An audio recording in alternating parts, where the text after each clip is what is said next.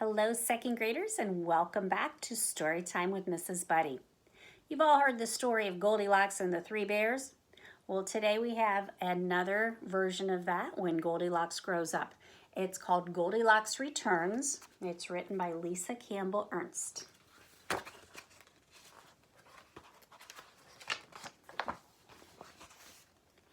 As a child, she was known as Goldilocks, and she was very naughty indeed.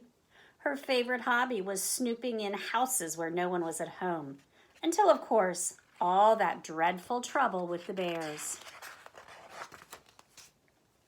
Then Goldilocks grew up, and the older she got, the worse she felt about her horrid behavior. She shortened her name and pinned up her curls so no one would recognize her. Goldie opened up a shop to help people protect themselves against snoops. But no matter how hard she tried to leave her life of crime behind, it haunted her day and night. Goldie had nightmares about the bears. She cried at the mere sight of a teddy bear. Her customers even began to look like bears. "I can't take this any longer," she sobbed at last. "It's time I set things right." Early one morning, Goldie loaded up her truck, turned her shop sign to closed, and zoomed off towards the deep, dark woods. At that very moment, the three bears whom she had scared out of their wits years before were sitting down to breakfast. They were Papa Bear, Mama Bear, and their son, who, though not a baby for some 50 years now, still went by the name Baby Bear. Due to the fright brought on by Goldilocks, he still had a wee little voice. Their breakfast, as usual, was porridge, and as it had been every day since any of them could remember, it was much too hot to eat. "Grab your hats," Papa Bear sighed, and the three unsuspecting bears left for their daily walk. No sooner had the bears left than Goldie screeched to a stop in front of their cozy cottage. "It hasn't changed a bit," she gasped. Strapping her tool belt on, Goldie walked to the door and knocked. A smile crept across her face as she realized the bears again were not at home. Goldie walked right in. "I'll fix that," she said, chuckling. With a drill in one hand and a screwdriver in the other, Goldie swung into action. Moments later, the bear's door was laden with the finest in locking hardware: padlock, double bolt, and the secret anti-snoop lock she used in only the most serious cases. "Won't they be delighted?" she crooned. Next, Goldie headed for the kitchen. There sat the three bowls of porridge. "Ish," she said. "The same goop as before." Goldie emptied the bowls into the sink. "They won't have to eat this nasty tasting stuff anymore." And she set out her special fat-free rutabaga breakfast bars and cans of tart and tasty celery juice. Goldie stocked the cabinets with enough breakfast bars and celery juice to last for months.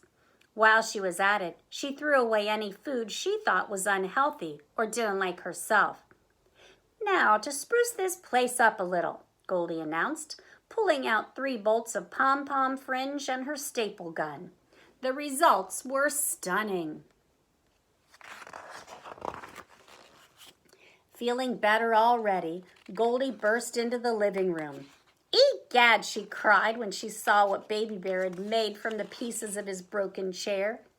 "Nothing a little hot glue can't fix." She whipped out her glue gun, and in no time the rocking horse was a chair again. "Good as new," Goldie said. "No, better. Now, to fix those other ghastly chairs." Even after all these years, Goldie still judged Mama Bear's chair too soft, Papa Bear's too hard. The stuffing was quickly moved from one chair to the other. Goldie hung hoity-toity drapes, scattered pillows, and covered all the furniture with shiny plastic covers. "Perfect at last," she declared. Goldie raced up the stairs to the three bears' bedroom. "Good gosh," she said, testing the beds of Papa Bear and Mama Bear. "Just as I remembered. Too hard, too soft."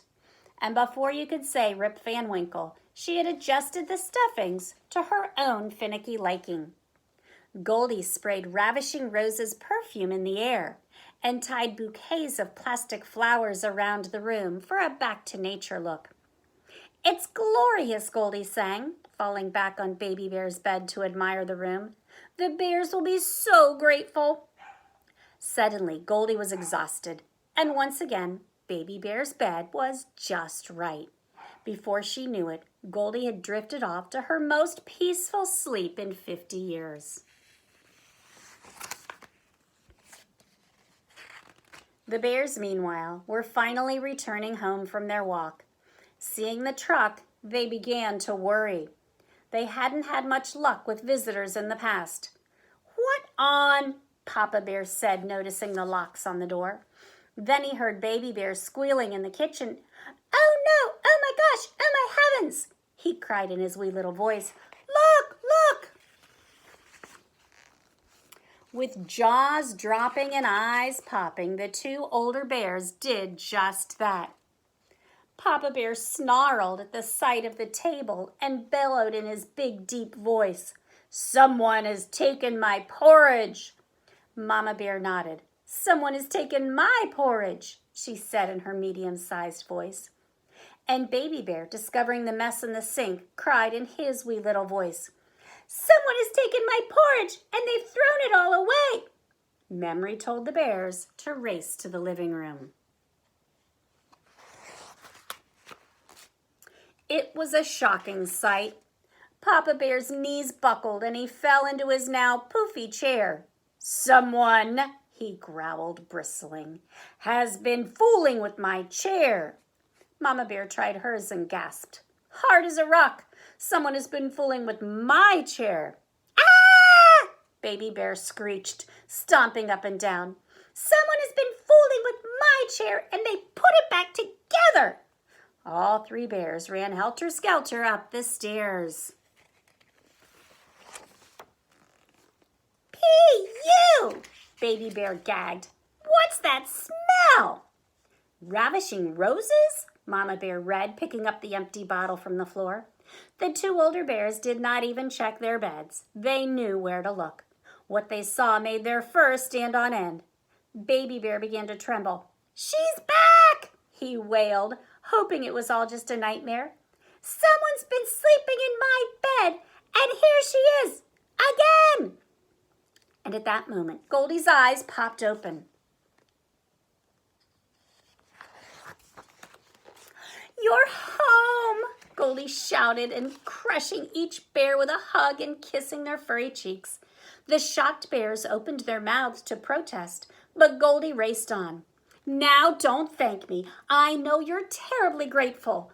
After all, I was the one who caused the trouble to begin with. Of course, I've more than made up for that." Goldie gleefully danced through the house, pointing out her deeds. "Naturally, I fixed that silly little chair," she said, "and got rid of that nasty porridge. The rutabaga breakfast bars are fat-free, so you might even be able to lose that extra weight there." She chuckled, tapping Papa Bear on the stomach.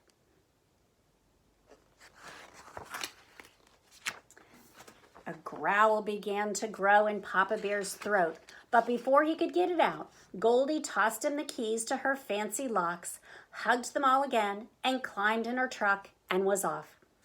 "Wait, come back!" yelled the bears, but it did no good. As her truck rounded a curve in the road, the bears saw a flash of gold. Goldie, smiling, unpinned her curls and shook them out in the breeze. The dazed bears slowly turned back to their cottage. They moved awkwardly about in their fancy-schmancy house. They couldn't eat, couldn't get comfortable in their chairs, and so finally went to bed. No one slept a wink. The next morning, the three exhausted bears sat at the kitchen table, miserably staring at their rutabaga breakfast bars and celery juice. "Maybe we should go for a walk," Mama Bear suggested, and they all ran for their hats. The three bears set off into the woods, relieved to be out of their house. But just then, Baby Bear spied something through the trees. It was a very mischievous-looking little girl skipping along the path that led straight to their cottage. "Oh, no!" he panicked. "Not this again! We didn't lock the door! Quick, stop her! She might eat our food! She might mess up the fancy things! She might break my chair!" The bears began to run after the girl, but then they suddenly stopped. "Eat the food?" said Mama Bear. "Mess up the fancy things?" said Papa Bear. "Break my chair?" repeated Baby Bear. Very slowly, they all smiled. And then, turning around, the bears happily continued on their walk.